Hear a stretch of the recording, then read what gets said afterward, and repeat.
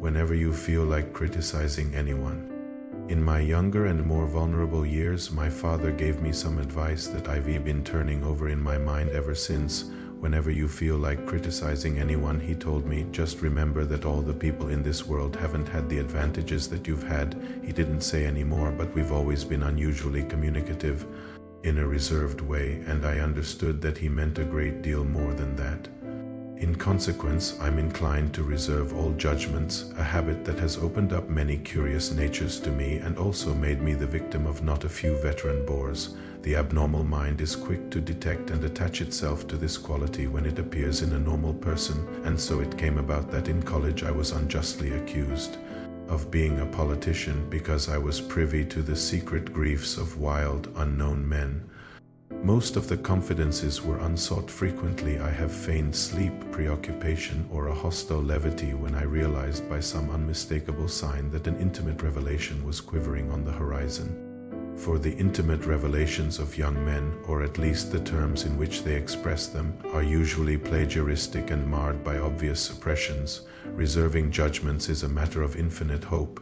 I am still a little afraid of missing something if I forget that, as my father snobbishly suggested, and I snobbishly repeat, a sense of the fundamental decencies is parceled out unequally at birth, and after boasting this way of my tolerance, I come to the admission that it has a limit. Conduct may be founded on the hard rock or the wet marshes, but after a certain point I don't care what it's founded on. When I came back from the East last autumn, I felt that I wanted the world to be in uniform and at a sort of moral attention forever.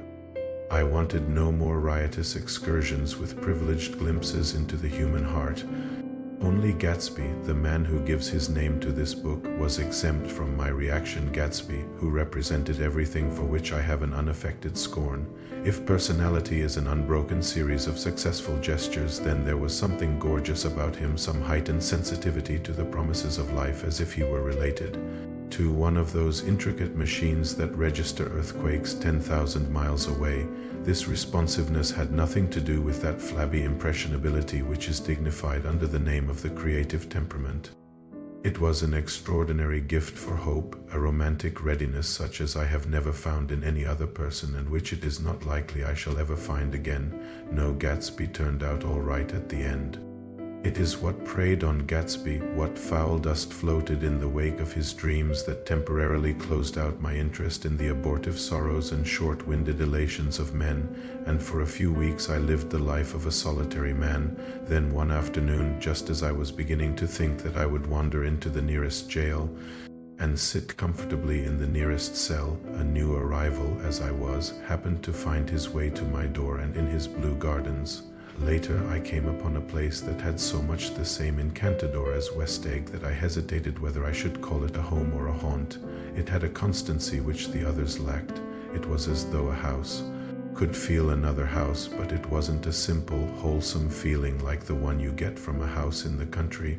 It was something more intimate, more acute. There was an excitement in it that seemed to set my whole system aflame with the stuff like that which go to the making of Hollywood.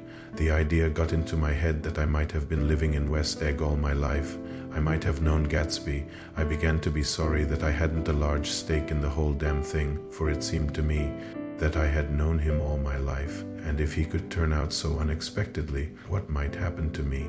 It was like being the nephew of a millionaire, except that I wasn't quite sure that I wasn't. And then one night, about a week after I moved into my house, I found out that I was, for I had heard the night before that Mr. Gatsby was having a party with all the rich wild men from the city, and I had determined to stay out of it. But about 5 o'clock, when I could no longer keep on with my solitary work, I decided to walk over and see what was happening. I walked around the house and found myself listening to a strange low music from the side of the lawn. As I stood there, I suddenly recognized the old hoarse voice that was doing most of the singing. It was the singing I had heard from the mansion in the distance, and it was undoubtedly my neighbor. An hour later, I was standing in the middle of the garden, listening to the strains of 100 different instruments and wondering what the blazes was going on. The music came from a huge room down a dimly lit corridor. I wandered into the main hall, and there I found a colossal figure making his way toward me. Startled, I fell back a step, and the man stepped closer. You want some? He said, holding out a pair of small white kid gloves. They're all right, old sport, I answered honestly. Do you want anything?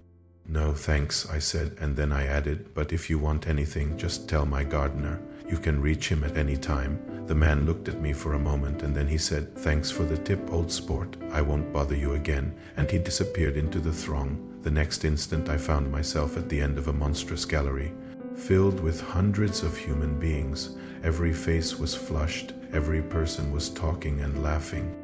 The music rose and fell like the tide. I could not have been happier if I had secured the end of the day in my own right. The only thing that distressed me was the hollowness of a hollow cheerfulness. They were all so unreservedly self-absorbed, each guest pursuing his own delectable fantasy under the glamour of the lights, that I felt like some grim, unenterprising ghost. More than that, I felt like a deflated thing beside these brilliant, laughing, romping people. I couldn't possibly know what they were doing or what they were thinking. They were so completely shut off from everything in the outer world that even Gatsby himself seemed strangely inaccessible. It occurred to me that they must live in a different world from the one I had known and the one I was living in, and suddenly it struck me that Gatsby had given me no invitation. Of course, I wasn't really wanted. At this point, I became acutely aware of the ridiculous quality of my clothes, my hair, my general deportment. I wished I had stayed in my room. At the end of the coast, I met Gatsby.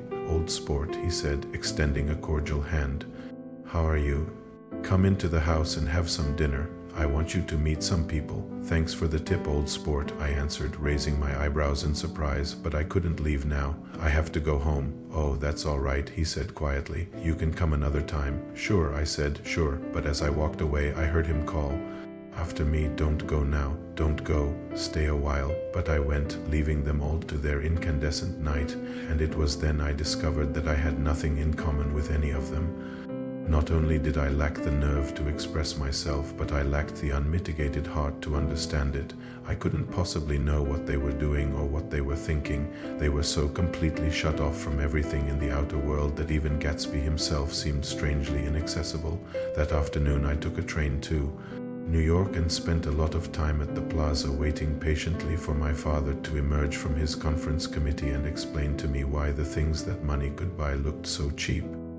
And all the while I kept getting messages from the adoring secretary who had evidently seen the last of me and was ready to throw herself into my arms.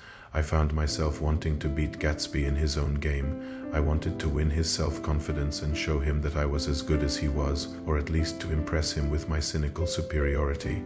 To the rest of the guests, I was as intimate with Gatsby as he with me. I was ready to uncover my heart to him, to let him take my soul and put it into his keeping. Was ready to believe him capable of anything. And so I waited, preparing myself to be impressed, and that brings me up to where I am now.